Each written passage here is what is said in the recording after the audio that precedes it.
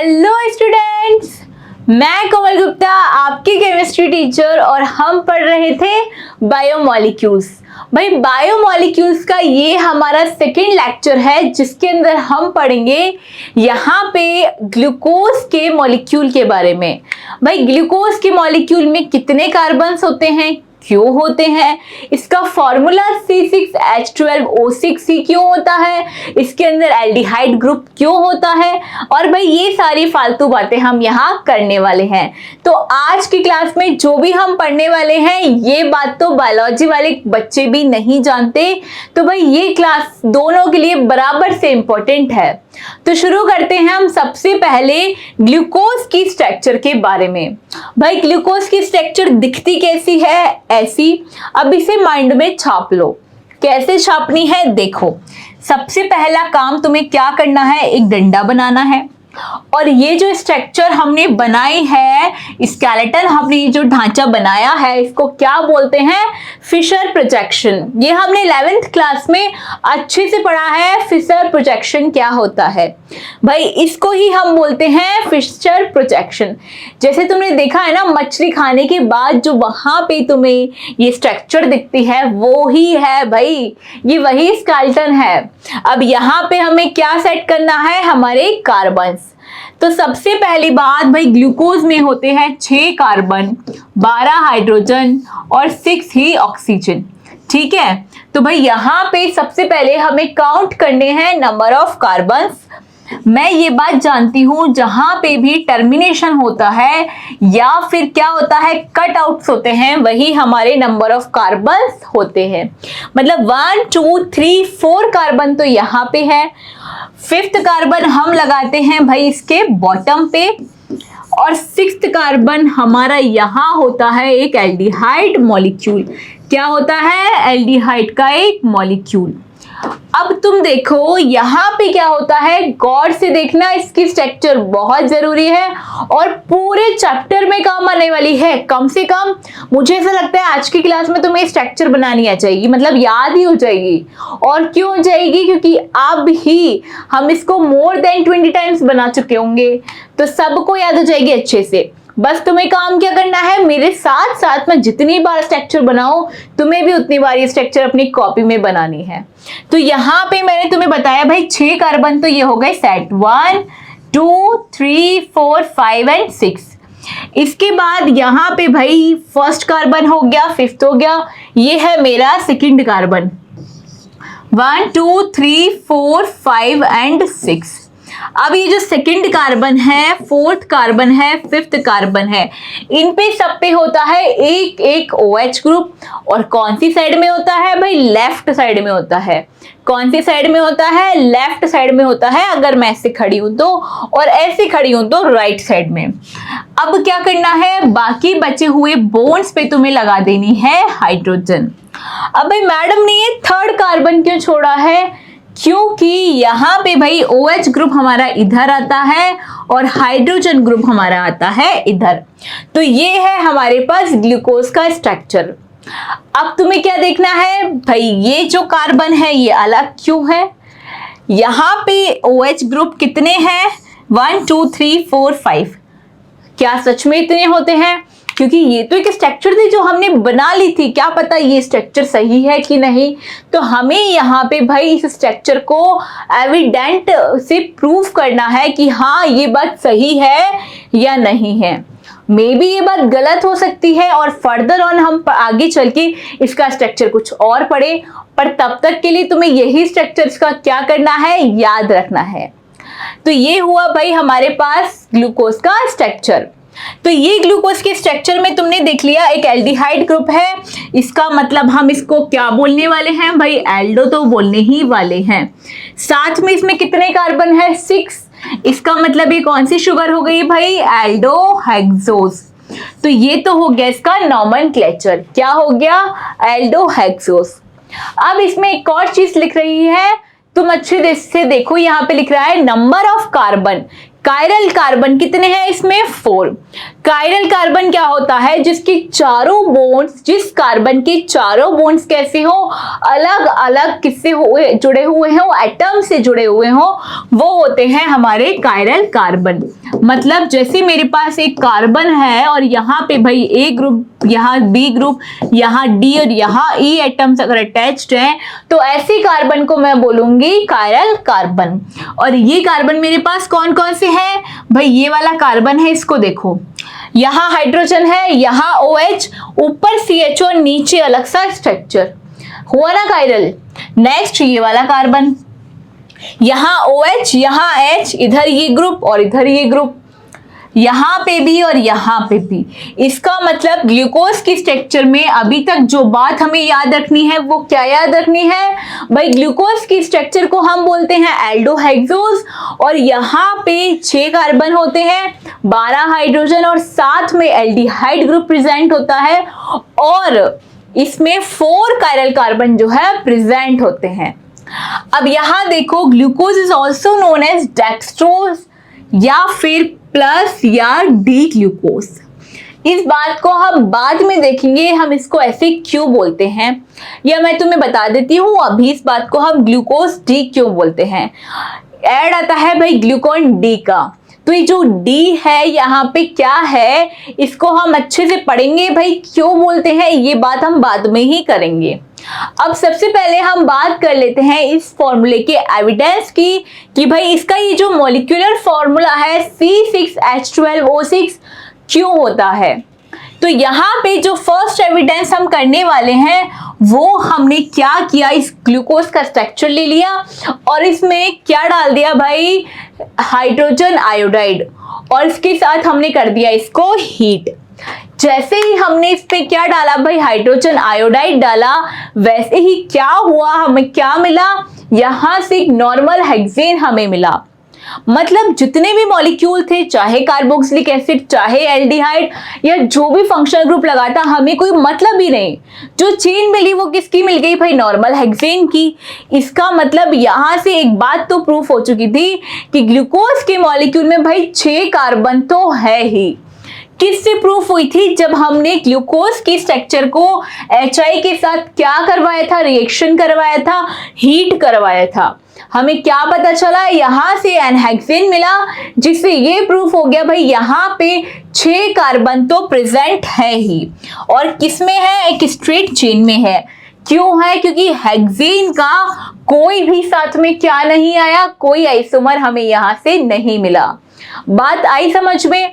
अब ये जो हेक्सेन की स्ट्रक्चर है, 6 कार्बन है, इनमें कौन सा फंक्शनल ग्रुप है, OH है या नहीं, कीटो शुगर है या एल्डो शुगर है, इसकी बात हम आगे करने वाले हैं।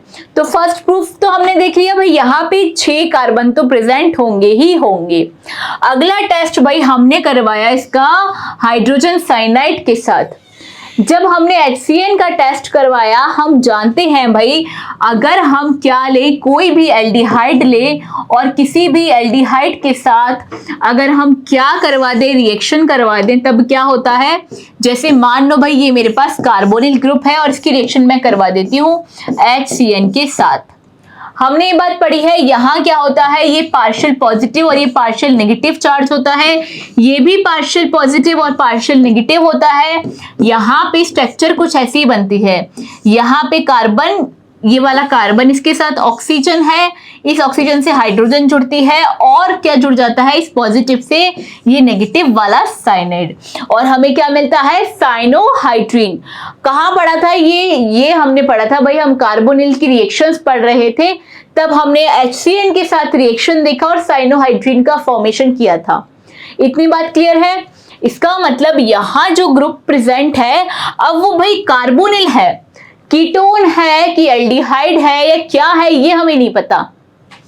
यहाँ पे दोनों R होंगे तो ये कीटोन हो जाएगा, अगर एक साइड H होगा तो भाई ये क्या हो जाएगा, एल्डिहाइड। पर ये बात हमें नहीं पता कि एल्डिहाइड है या कीटोन। हमें जो बात प्रूफ हो गई वो क्या हो गई कि भाई यहाँ पे कार्बोनिल कार्बन प्रेजेंट है, जिसकी रिएक्शन HCN से जब हमने करवाई हमें क्या मिला, एक हाइड्रोसाइनाइड हमें यहाँ से मिला, जिससे ये प्रूफ हो गया जो इसका फर्स्ट कार्बन है वो कार्बोनिल ग्रुप तो है।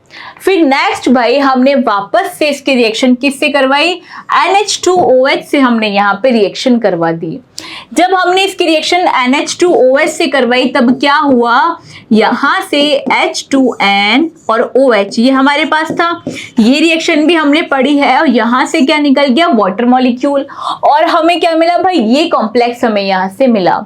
अब इससे क्या प्रूफ हुआ, इससे भी सेम ही बात एकदम डबल क्रॉस चेक हो गई कि यहाँ पे कार्बोनिल एटम तो प्रेजेंट है, कार्बोनिल कार्बन तो प्रेजेंट है, पर कीटोन है कि एल्डिहाइड वो हम अभी पढ़ेंगे।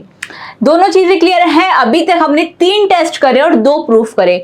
फर्स्ट टेस्ट तो हमने क्या किया, हमने किया हाइड्रोजन आयोडाइड के साथ, जिससे हमें क्या पता चला कि हमारे ग्लूकोज की स्ट्रक्चर में भाई 6 कार्बन होते हैं। फिर हमने HCN और किसके साथ किया, NH2OH के साथ, जिससे हमें क्या मिला, ऑक्सीजन मिला, और हमने ये प्रूफ कर दिया कि भाई यहाँ पे कार्बोनिल कार्बन भी प्रेजेंट है। अब नेक्स्ट हमने जो टेस्ट किया वो किया, यहाँ पे ये जो कार्बोनिल है ये कैसा है, एल्डिहाइड है या कीटोन, इसके लिए। तो भाई हमने इसकी रिएक्शन करवाई ब्रोमीन वाटर के साथ। अब तुम्हें मैं एक बात बताती हूँ, अब मैंने ब्रोमीन वाटर के साथ ये रिएक्शन इसलिए करवाई क्योंकि ये होता है बहुत ही वीक ऑक्सीडाइजिंग एजेंट। कैसा ऑक्सीडाइजिंग एजेंट होता है, एक वीक ऑक्सीडाइजिंग एजेंट। अब क्योंकि ये वीक ऑक्सीडाइजिंग एजेंट है तो तुम जानते हो सिर्फ एल्डिहाइड ही वीक ऑक्सीडाइजिंग एजेंट की प्रेजेंस में कार्बोक्सिलिक में कन्वर्ट हो सकता है, ऑक्सीडाइज हो सकता है, कीटोन नहीं हो सकती, ना ही अल्कोहल्स। तो भाई यहाँ पे एल्डिहाइड है तभी तो ये कार्बोक्सिलिक में कन्वर्ट हो गया। यहां से क्या प्रूफ हो गया कि जो प्रेजेंट कार्बोनिल था ये कैसा है, ये यहाँ पे एक एल्डिहाइड ग्रुप है जिसने ब्रोमीन वाटर के प्रेजेंस में भी इसको कार्बोक्सिलिक में कन्वर्ट कर दिया।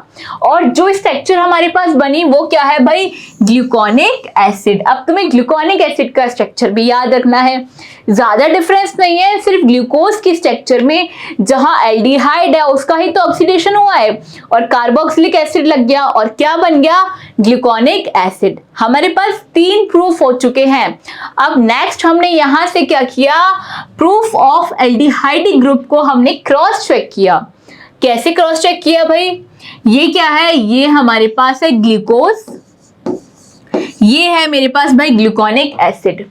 अब ग्लूकोनिक एसिड को जब मैंने क्या किया, फर्दर ऑक्सीडाइज किया, मेरे पास क्या बना, जो नीचे नीचे वाला OH एटम था उसका भी ऑक्सीडेशन हो गया।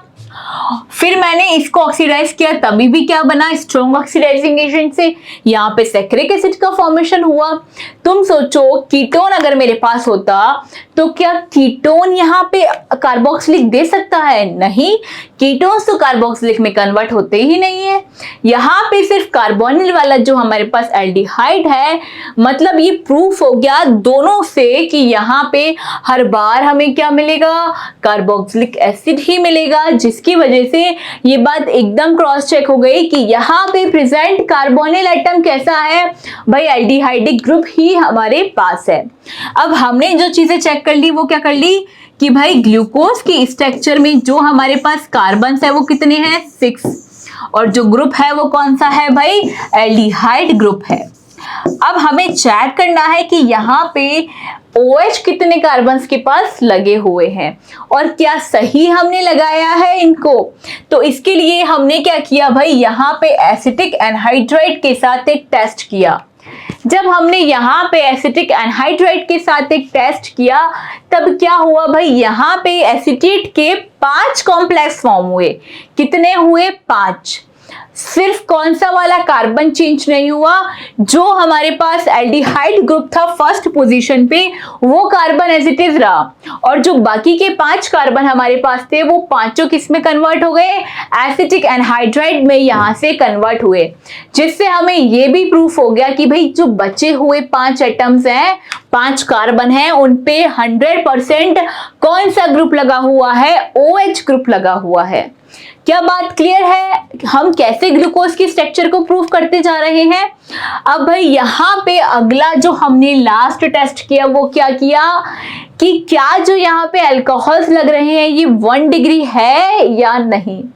इसके लिए हमने इनका जब ऑक्सीडेशन किया था, जब हमने कंपाउंड्स बनाए, तो हमने क्या देखा कि भाई यहाँ पे तुम ये मानो अगर ये वाला अल्कोहल हमारा क्या होता, मैं तुम्हें एग्जाम्पल देती हूँ। ये हम जब क्या कर रहे थे भाई, 1 डिग्री और 2 डिग्री का ऑक्सीडेशन कर रहे थे, तब हमने देखा कि जब मेरे पास क्या था, 2 डिग्री अल्कोहल था, ये कीटोन में ऑक्सीडाइज हो रहा था, और जब 1 डिग्री था तो कार्बोक्सिलिक एसिड में कन्वर्ट हो रहा था। इसका मतलब भाई यहाँ वाला कार्बन भी क्या था, 1 डिग्री अल्कोहल, और सारे सेम है, तो कैसे अल्कोहल हमारे पास प्रेजेंट है, 1 डिग्री अल्कोहल। तो भाई ये तुमने देखा कि कैसे हमने फटाफट पूरी ग्लूकोज की स्ट्रक्चर को अच्छे से छान लिया, कौन कौन से कार्बन कहाँ कहाँ प्रेजेंट होते हैं, कौन सा ग्रुप हमारे पास प्रेजेंट होता है, कितना डिग्री ऑफ अल्कोहल हमारे पास है, कार्बोनिल कार्बन कौन सा है, और हमने इनसे कितने स्ट्रक्चर्स बनाई भाई, ऑक्सीन की भी बनाई, ग्लूकोनिक एसिड बनाया, साइक्रिक एसिड हमने यहाँ से बनाया। अब हम आगे देखते हैं भाई यहाँ पे इस ग्लूकोज की स्ट्रक्चर की स्टीरियोकेमिस्ट्री। हम यहाँ पे आज की क्लास में मैंने बोला सिर्फ ग्लूकोज ही पढ़ने वाले हैं, पर ग्लूकोज ही बड़ा है, बाकी सारे एटम्स तो फिर क्या है, छोटे छोटे छोटे छोटे। तो यहाँ पे भाई हमने देखा कि हमने फिशर प्रोजेक्शन बना लिया, मछली के कांटे पे हमने ग्लूकोज की स्ट्रक्चर को सेट कर लिया। एक और बार तुम मेरे साथ ग्लूकोज की स्ट्रक्चर बनाओ, एंड आई होप इस बार तुमने इतनी बार जब लिखी होगी हर एक टेस्ट में, मैंने तो ऑलरेडी लिख रखी थी तो मेरे को लिखने की जरूरत नहीं पड़ी, तुमने हर एक टेस्ट में लिखी होगी तो तुम्हें अच्छे से पता चल गया होगा, क्योंकि हर बार तो तुमने देख के लिखी होगी, अच्छा यहाँ पे OH है, अच्छा यहाँ पे H है, ऐसे। लेकिन अब इस बार तुम बिना देखे बनाओ। सबसे पहला कार्बन यहाँ पे भाई, और तुम्हें प्रूफ भी तो किया है तो तुम्हें याद है, ऊपर ही ऊपर एल्डिहाइड था, उसके बाद नीचे नीचे क्या था भाई, 1 डिग्री अल्कोहल, और सारे अल्कोहल कैसे थे, 1 डिग्री, OH OH, और सिर्फ 3 वाले कार्बन पे उल्टा कैसा ग्रुप था भाई, OH। अब बाकी जगह पे क्या लग जाएगा, बचा हुआ हमारा हाइड्रोजन, और ये बन गया हमारे पास ग्लूकोज का स्ट्रक्चर। अब हम बात करते हैं इसी स्ट्रक्चर की स्टीरियोकेमिस्ट्री की। तो तुम ऐसे देख सकते हो भाई, यहाँ पे जो ग्लूकोज का स्ट्रक्चर है, अभी हमने इसको नाम दिया था भाई डी ग्लूकोज। अब डी ग्लूकोज एक तो हमने पढ़ा था भाई डेक्स्ट्रो रोटेटरी, और एक हमने पढ़े थे लीवो रोटेटरी। ये डेक्स्ट्रो रोटेटरी वाला डी नहीं है, इसको वहां से प्लीज कनेक्ट मत करना, ठीक है। यहाँ पे इस डी का मतलब क्या है ये हम समझाते हैं तुम्हें एक स्ट्रक्चर से, जो कि बहुत सिंपल काम है। यहाँ हम ग्लिसरल्डिहाइड का स्ट्रक्चर लेके आए। हमारे पास क्या है ना, कोई चीज भी प्रूफ करने के लिए किसी चीज को रिस्पेक्ट मानना पड़ता है। तो भाई यहाँ पे हमने ग्लिसरल्डिहाइड को रिस्पेक्टिव वे में रखा, और हमने क्या डिसाइड किया, अगर हमारा OH लेफ्ट साइड होगा तो लेफ्ट किससे स्टार्ट होता है भाई, L से, तो हम उसको बोलेंगे L वाली स्ट्रक्चर, मतलब L ग्लिसरल्डिहाइड। अगर ग्लूकोज में कहाँ होगा, इधर साइड होगा, लेफ्ट साइड होगा तो L, अगर राइट साइड होगा तो क्या होगा भाई, D। अब इसका कोई रिश्ता नाता नहीं है डेक्स्ट्रो रोटेटरी या लीवो रोटेटरी से, ठीक है। तो अब लेकिन बात ये है कि ग्लूकोज में तो कितने नंबर ऑफ कार्बन प्रेजेंट है भाई, 1 2 3 4। तो हमने क्या डिसाइड किया, हमें सिर्फ कौन सा कार्बन चेक करना है, लास्ट वाला जो हमारा कार्बन है उसके अंदर हम चेक करेंगे। अब तुम बताओ भाई, इसमें जो OH ग्रुप प्रेजेंट है ये कौन सी साइड है, राइट साइड है ना, तो राइट साइड के लिए क्या यूज करेंगे हम, D। बात आई समझ में, इसको हम ग्लूकोन D क्यों बोलते हैं, इसलिए हम इसको ग्लूकोन D बोलते हैं, क्योंकि जो ग्लूकोज हम यूज करते हैं वो ग्लूकोन D स्ट्रक्चर वाला ग्लूकोज है। तो ये बात हमने यहां से देख ली। अब मोस्ट इंपॉर्टेंट चीज जो हमें यहां से देखनी है कि भाई यहां पे हमने जो ये मछली के कांटे वाली स्ट्रक्चर बनाई थी, ये हो गई थी हमारे पास फेल। फेल क्यों हुई थी उसके रीजंस हमारे पास मेंशन है। यहां हम पढ़ेंगे फेलियर्स ऑफ स्ट्रेट चेन। अब स्ट्रेट चेन फेल हुई तो इसकी वजह से हमें दूसरी चेन की जरूरत पड़ी, और वो कौन सी थी भाई? Cyclic structure. मतलब स्ट्रेट चेन फेल क्यों हुई? अगर मान लो वो फेल हो गई तो हमें साइक्लिक स्ट्रक्चर की जरूरत क्यों पड़ी, ये बात हम करते हैं यहाँ पे। भाई glucose does not give Schiff test and it does not form the hydrogen sulfide addition product with NaHSO3। इस बात का सीधा साधा मतलब क्या है कि तुमने ये बात देखी, जब भी तुम्हारे पास क्या प्रेजेंट था? कार्बोनिल कार्बन प्रेजेंट था। तुमने क्या देखा भाई? कार्बोनिल कार्बन तो सोडियम बाइसल्फेट के साथ व्हाइट पीपीटी देता है और यहाँ पे स्किफ बेस टेस्ट भी देता है। लेकिन ये जो साइक्लिक स्ट्रक्चर है, इससे तो हमें पता चला ये जो हमारे पास, लेकिन यहाँ पे जो हमारी ग्लूकोज की स्ट्रक्चर प्रेजेंट है, हमने देखा भाई ये स्ट्रक्चर तो ना स्किफ बेस टेस्ट दे रही है और ना सोडियम बाइकार्बोनेट। अब ये टेस्ट क्यों नहीं दे रहा? जब इसके पास तो क्या प्रेजेंट है भाई? एल्डिहाइड स्ट्रक्चर प्रेजेंट है, तो इसको तो देना चाहिए स्किफ टेस्ट और NaHSO3 के साथ दोनों टेस्ट देने चाहिए। क्यों नहीं दिए? इसका आंसर अभी हम ढूंढते हैं बस 5 मिनट में। नेक्स्ट लाइन यहां क्या लिखी है? The penta acetate of glucose does not react with hydroxyl amine indicating the absence of CHO group. यहां क्या बोल रहा है ये इंग्लिश में? ये कह रहा है भाई यहाँ पे जो तुम्हारा पेंटा एसीटेट बना, मतलब जब हमने स्ट्रक्चर एनहाइड्राइड के साथ करी थी, तो जो स्ट्रक्चर हमारे पास बनी भाई वो रिएक्ट ही नहीं कर रही थी। किससे रिएक्ट नहीं कर रही थी? हाइड्रोक्सिल अमीन से। इसका मतलब वहां पे क्या? एल्डिहाइड ग्रुप एब्सेंट है। यहां से यही प्रूफ हुआ कि वहां तो एल्डिहाइड ग्रुप प्रेजेंट नहीं है, तभी तो रिएक्शन नहीं हो रही। अब ये ऐसा हो क्यों रहा था? क्योंकि वहां पे क्या हुआ, जो एल्डिहाइड ग्रुप के साथ ऑक्सीजन और हाइड्रोजन थे, इन्होंने क्या किया? हमारे 4th 5th कार्बन के साथ रिंग स्ट्रक्चर बनानी शुरू कर ली, जिसकी वजह से हमारा जो एल्डिहाइड कार्बोनिल ग्रुप है वो फ्री ही नहीं था। अब कोई फ्री ही नहीं होगा तो इलेक्ट्रॉन कैसे देगा? रिएक्शन कैसे करेगा? रिएक्शन करने के लिए पुराना बॉन्ड तो तोड़ना पड़ेगा ना। फिर हमने नेक्स्ट चीज जो यहाँ देखी वो क्या देखी कि भाई जो ग्लूकोज है वो 2 यूनिट्स में प्रेजेंट है, alpha glucose and beta glucose. कौन सी 2 यूनिट्स है? अल्फा ग्लूकोज और बीटा डी ग्लूकोज। और ये दोनों यूनिट भाई आपस में रिवर्सिबल है, कभी इसमें चेंज हो रहा है कभी इसमें चेंज हो रहा है। और इन दोनों के क्या है भाई? मेल्टिंग पॉइंट्स भी अलग अलग हैं, टेम्परेचर्स भी अलग अलग है। वो 419 केल्विन पे और ये 423 केल्विन पे।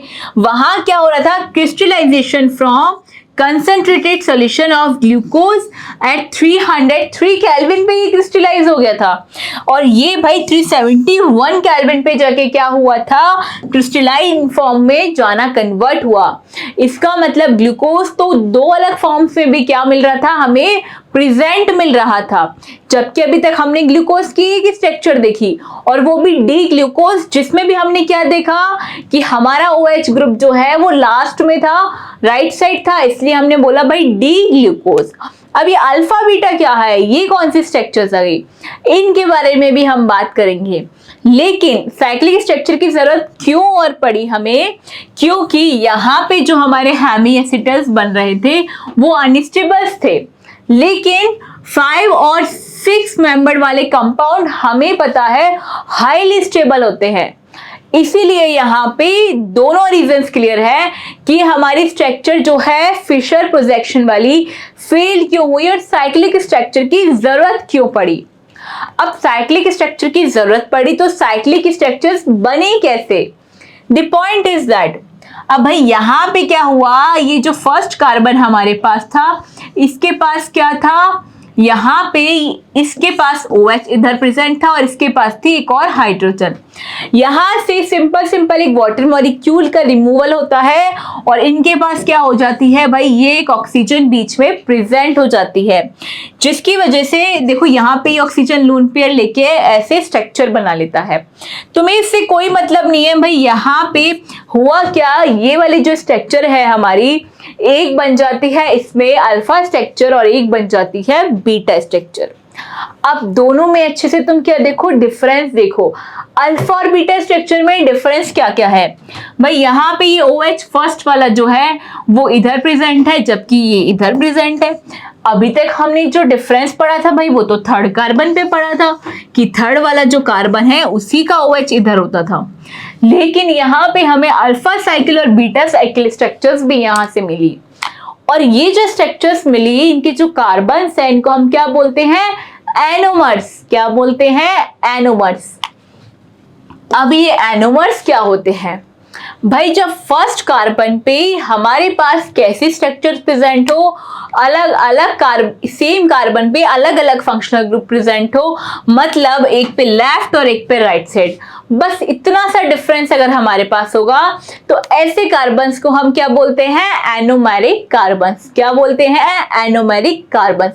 लेकिन ये चेंज कहाँ होना चाहिए, ओनली ऑन फर्स्ट कार्बन। किस कार्बन पे, ओनली ऑन फर्स्ट कार्बन पे, तभी हम इसको क्या बोलेंगे, एनोमेरिक कार्बन।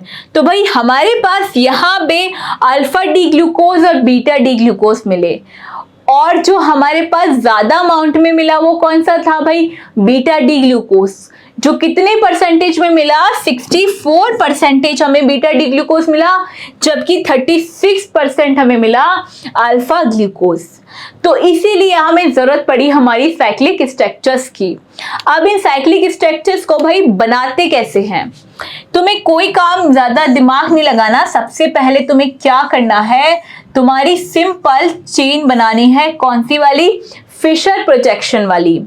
फिशर प्रोजेक्शन बनाने के बाद तुम्हें ये पता है भाई, तुम्हें सिर्फ क्या चेंज करना है, फर्स्ट कार्बन पे चेंज करना, थर्ड कार्बन पे OH उधर लगा देना है, और यहाँ पे ऑक्सीजन लिंकेज जो है वो तो है ही। अब मैं तुम्हें एक ट्रिक बताती हूँ जिसकी वजह से तुम कभी गलत ही नहीं करोगे इस स्ट्रक्चर को बनाना, एंड 100% श्योर हूँ कि कभी भी इससे गलत नहीं होगा। देखो तुमने लैपटॉप तो सुना है, लैपटॉप। अब तुम सुनो थोड़ा सा अलग। क्या सुनोगे, लैपटॉप। क्या सुनोगे, लैपटॉप। जो होता है ना, किसी को लैपटॉप नहीं बोलने आ रहा तो लैपटॉप, तो लेफ्ट टॉप मतलब जो भी एटम्स तुम्हारे लेफ्ट साइड है उन्हें तुम कहाँ रख दो इस स्ट्रक्चर में, टॉप पे रख दो। कहाँ रख दोगे भाई, टॉप पे। जैसे मैं तुम्हें बताऊं यहाँ पे हमें इसको कैसे बनाना है। अच्छा, ये वाला कार्बन कौन सा है भाई, 5th कार्बन। ये कौन सा है, 6th कार्बन। तुम ये देखो ये ऑक्सीजन कौन से कार्बन से जुड़ा हुआ है, ये ऑक्सीजन मेरा जुड़ा हुआ है भाई 5th कार्बन से, और 6th कार्बन पे क्या है, CH2OH है। ये बात ठीक है, ठीक है। अब इस 5th कार्बन के एक बॉन्ड पे तो CH2OH है और दूसरे पे क्या है भाई, हाइड्रोजन। ये तो हमने बनाया 5th कार्बन। अब नेक्स्ट हम बात करते हैं फर्स्ट कार्बन की। मैंने तुम्हें बोला जो लेफ्ट वाला है वो कहाँ आएगा भाई, टॉप पे आएगा। तो लेफ्ट में क्या है, देखो फर्स्ट कार्बन के लेफ्ट में क्या है, हाइड्रोजन। मैंने लगा दी फर्स्ट कार्बन के लेफ्ट में हाइड्रोजन। सेकंड कार्बन के लेफ्ट में क्या है भाई, हाइड्रोजन। तो मैंने सेकंड कार्बन के लेफ्ट में भी क्या लगा दी, यहाँ पे हाइड्रोजन।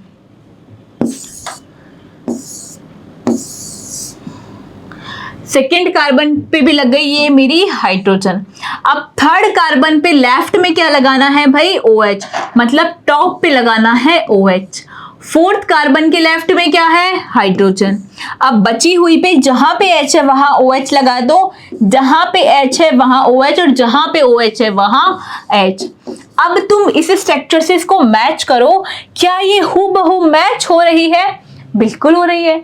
इसका मतलब हमें कैसे बनाना है, जस्ट फिशर प्रोजेक्शन सीखना है।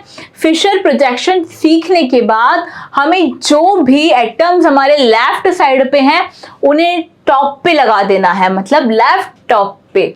ठीक है, तो ऐसे ही हम बनाएंगे अल्फा डी ग्लूकोज के साथ साथ बीटा डी ग्लूकोज।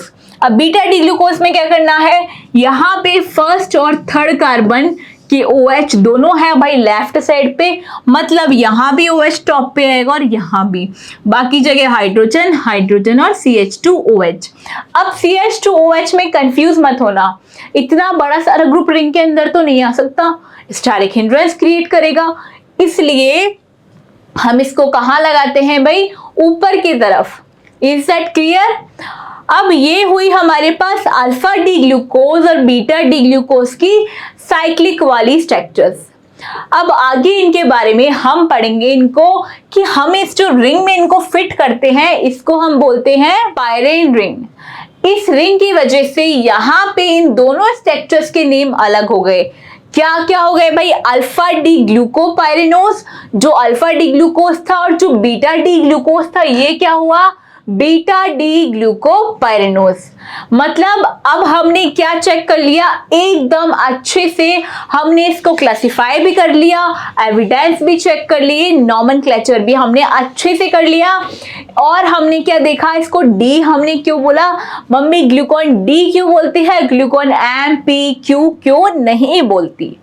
अब नेक्स्ट जो बात है एक बची है छोटी सी ग्लूकोज के बारे में, वो क्या है कि हमने बस ये चीज छोड़ दी कि ये साइक्लिक रिंग है, इसका प्रूफ तो हमने चेक ही नहीं किया। तो तुम ये देखो भाई, ये हमारे पास है फिशर प्रोजेक्शन मछली के कांटे वाली स्ट्रक्चर। तो यहाँ हमने जो स्ट्रक्चर में ऊपर ही ऊपर वाला हमारे पास क्या था, कार्बोनिल ग्रुप था, इसका क्या है हाइब्रिडाइजेशन चेक करो भाई। यहाँ पे क्या होगा इसका हाइब्रिडाइजेशन, 1 सिग्मा एंड 1 सिग्मा और एक पाई है, इसका मतलब sp2। और यहाँ पे जैसे ही इस स्ट्रक्चर को हमने कहाँ चेंज किया भाई, कार्बोनिल को साइक्लिक में चेंज किया, तो यहाँ पे इसका हाइब्रिडाइजेशन क्या हुआ, 1 sigma 2 sigma 3 sigma and 4th sigma. मतलब यहाँ पे sp2 से sp3 में जो कन्वर्जेशन हुआ है, इसी से हमें क्या प्रूफ हुआ भाई, स्ट्रक्चर तो चेंज हुई है, मतलब फिशर प्रोजेक्शन से साइक्लिक की तरफ कन्वर्ट हुई है। तो यहाँ हमारी सारी बातें खत्म हुई फाइनली ग्लूकोज की स्ट्रक्चर के बारे में। अगली क्लास में हम बात करेंगे और भी बहुत सारे मोनोसैक्राइड एंड डाइसैक्राइड्स के बारे में। तब तक आपको क्या करना है, ग्लूकोज के सारे एविडेंस पढ़ने हैं, HI से रिएक्शन करवाने पे क्या हुआ, HCN से क्या हुआ, जब हमने NH2OH से करवाया तब हमें कौन सा प्रूफ मिला, इसकी जो फिशर प्रोजेक्शन वाली स्ट्रक्चर है वो फेल क्यों हुई, हमें साइक्लिक स्ट्रक्चर की जरूरत क्यों पड़ी। मिलते हैं नेक्स्ट क्लास में, तब तक के लिए पढ़ते रहिए, हंसते रहिए। Thank you.